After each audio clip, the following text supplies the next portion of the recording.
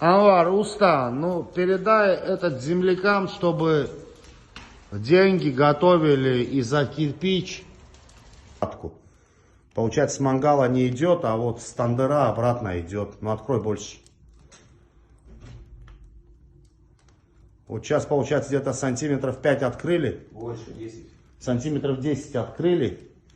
Все, дым, получается, пошел туда.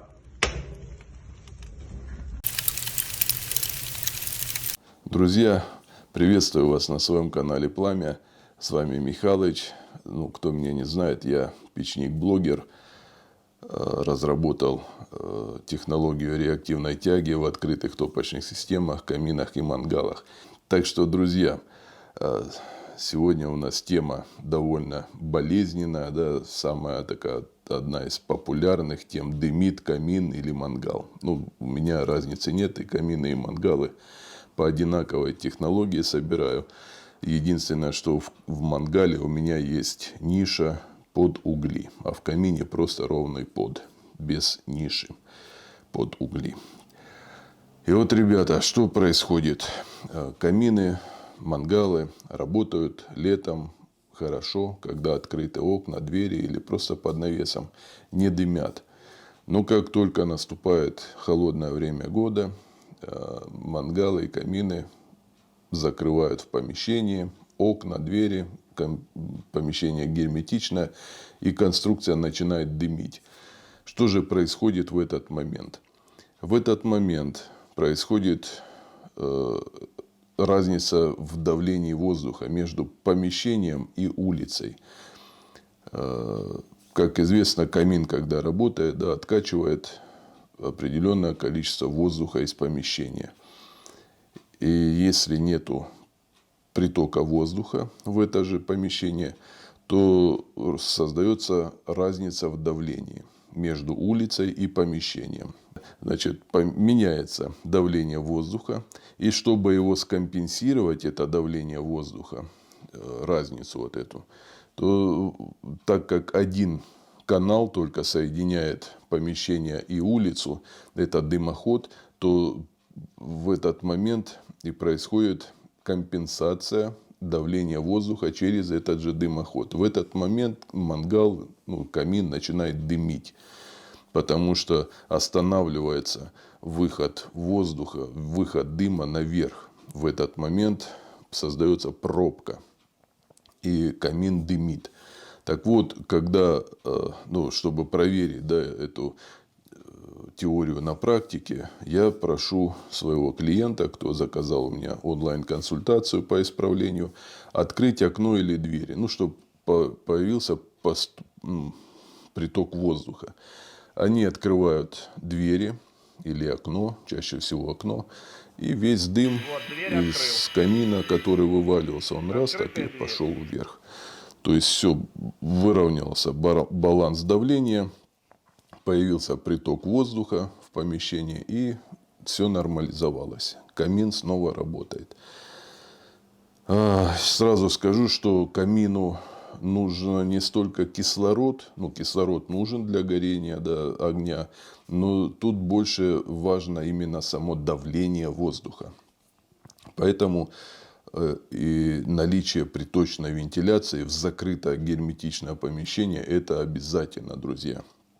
Каждый раз, когда я это говорю, каждый раз люди жалуются, говорят: как холодно же, да холодно. Тут, понимаете, технология так устроена. То есть по-другому не работают эти мангалы, камины в закрытых помещениях, только с наличием притока воздуха с улицы. Не с подвала, не с соседней комнаты, а именно с улицы. Потому что на улицу выходит дымоход.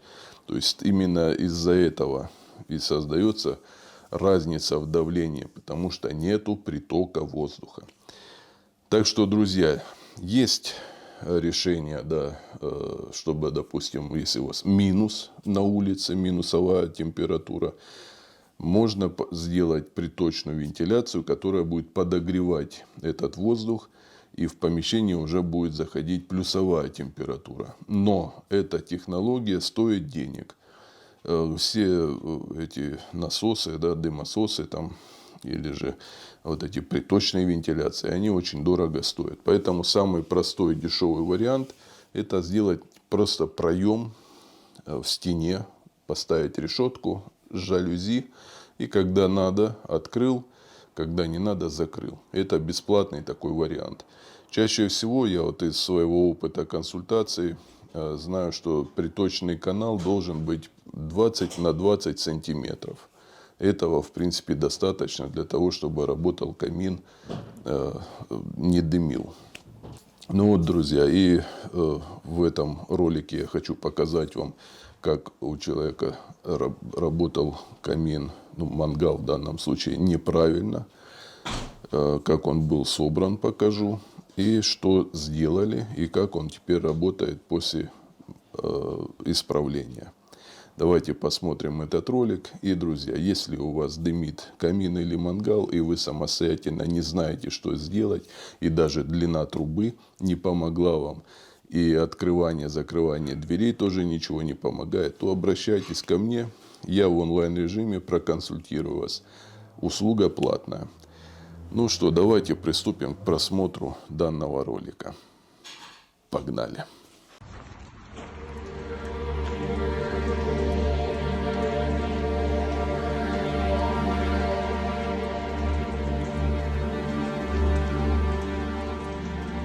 Анвар, уста, ну передай этот землякам, чтобы деньги готовили и за кирпич.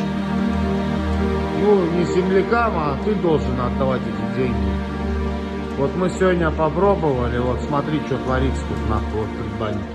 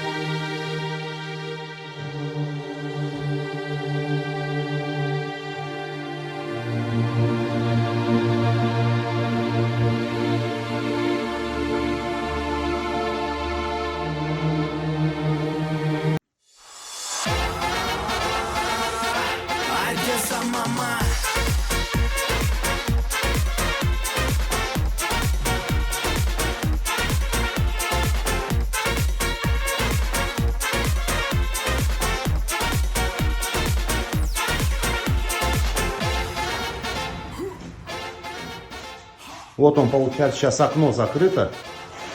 Вот, смотрите, вот. Пока не открываю. Вот видите, он отсюда, получается, сейчас выходит. И вот стандера уже выходит, вот где тандыр стоит. Вот сейчас открою, Виталь, на немного. Окно, получается, прямо напротив мангала. Сколько там сантиметров примерно открыто? Ну, примерно вот сейчас 2 сантиметра открыто, но оно все равно дым идет в обратку. Получается, с мангала не идет, а вот с тандыра обратно идет. Ну, открой больше. Вот сейчас, получается, где-то сантиметров 5 открыли. Сантиметров 10 открыли. Все, дым, получается, пошел туда.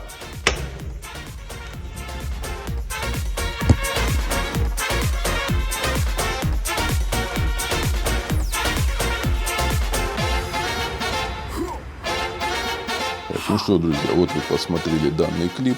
увидели, какая была совершена грубейшая ошибка, увидели теперь, как работает данный барбекю комплекс. Слава богу, все решилось, все нормализовалось. Теперь хозяин комплекса доволен, никого, слава богу, не наказали. Все обошлось малой кровью, так говорить. Так что, ребята, спасибо за то, что смотрите мой канал, за то, что подписались на мой канал. Ну, а кто не подписался, обязательно подпишитесь на мой канал, ставьте лайки. И смотрите, в скором будущем обещают заблокировать у нас YouTube. И вообще в планах отключать всех, будем так говорить, пользователей, да, кто не выкладывает ролики или не пишет посты, или там активно не участвует в соцсетях, их также будут блокировать, потому что нет активности, значит, человек просто занимает чье-то место. Будет такая зачистка. Предупреждаю вас, чтобы вы поактивнее участвовали. Если вы где-то что-то посмотрели, оставляйте комментарии, лайки. Тогда система определит вас как живого человека, а не как бота. Все, ребята, я с вами на этом прощаюсь. Дай Бог, чтобы у вас было все хорошо. Здоровья вам и чистого неба над головой. До новых встреч на моем канале Пламя. Всем пока.